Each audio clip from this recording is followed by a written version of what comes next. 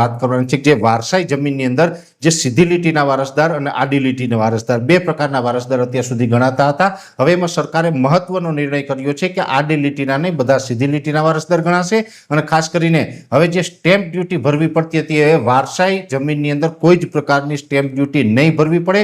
માત્ર એક વ્યક્તિ દીઠ 300 રૂપિયા ટોકન ચાર્જ ભરી અને પોતાની જમીન છે એમાં નામ હટાવી શકાશે, નામ કમી કરી શકાશે. જોકે આ મુદ્દાની અંદર ઘણા ટાઈમથી ખેડૂતને આ અગવડતા પડતી હતી, જેની અંદર કિસાન સંઘ અને એક જે ભરતભાઈ ચૌધરી નામના જે માણસા તાલુકાના એક વ્યક્તિ છે એ ખેડૂત આગેવાન પણ લડતા હતા અને બીજા પણ ઘણા બધા ખેડૂત આગેવાન લડતા હતા. એમાં ભરતભાઈ ચૌધરીની આ એક મોટી જીત કહેવાય, એક પ્રકારે ખેડૂતોની જીત કહેવાય. અને ખેડૂતોની આ જીત થઈ છે ને સરકારે ખેડૂતના હિતમાં આ મહત્વનો નિર્ણય લીધો છે. ત્યારે હું આપને જણાવી દઉં કે સીધી લીટી અને આડી લીટી શું છે.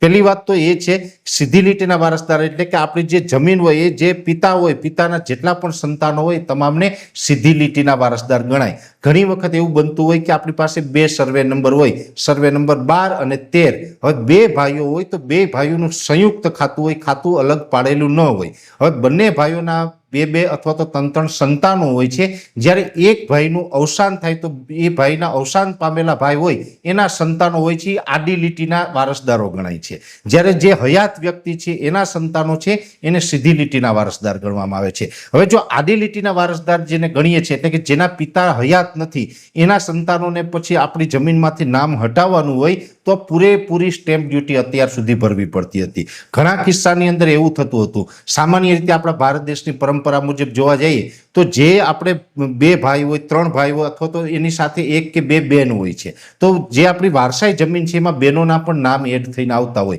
ઘણી વખત બેનના લગ્ન થઈ જાય અને કોઈ કારણસર આપણે બેનનું નામ હટાવ્યું નથી. માની લે કે લગ્ન પછી અમુક વર્ષ પછી બેનનું અવસાન પામે છે તો બેનના જે સંતાનો છે એટલે કે ભાણેજો છે એના નામ આપણી જમીનમાં આવે છે અને એ ભાણેજો છે એ પણ આડી લીટીના વારસદાર ગણાય. તો એ ભાણેજોના નામ હટાવવા હોય તો પણ પછી જેટલી જમીન હોય એની જે સ્ટેમ્પ ડ્યુટી ભરી અને અત્યાર સુધી આપણે હટાવી શકતા હતા. પણ હવે સરકારે એક નવો જીઆર બહાર પાડ્યો છે જે આપ જોઈ શકો છો. આ જીઆર પ્રમાણે જોવા જઈએ તો હવે જે આ જીઆરમાં બતાવ્યું એમ કે હવે પછીથી કોઈ પણ કેસમાં એવું થશે કે જે આડી લીટીના વારસદારો હતા અને એના નામ કમી કરવા હશે તો કોઈ જ પ્રકારે હવે સ્ટેમ્પ ડ્યુટી ભરવાની થતી નથી. માત્ર સ્ટેમ્પનું ટોકન છે એ 300 રૂપિયા ભરવાનું થશે પ્રતિ વ્યક્તિ. એટલે માની લઈએ કે કોઈ ભાઈ એક્સપાયર થઈ ગયા છે ને એના બે સંતાનો છે તો બંને સંતાનોના નામ આમાંથી હટાવવા હશે તો 600 રૂપિયા ટોકન ભરી અને આપણે આ નામ છે એ હટાવી શકશું.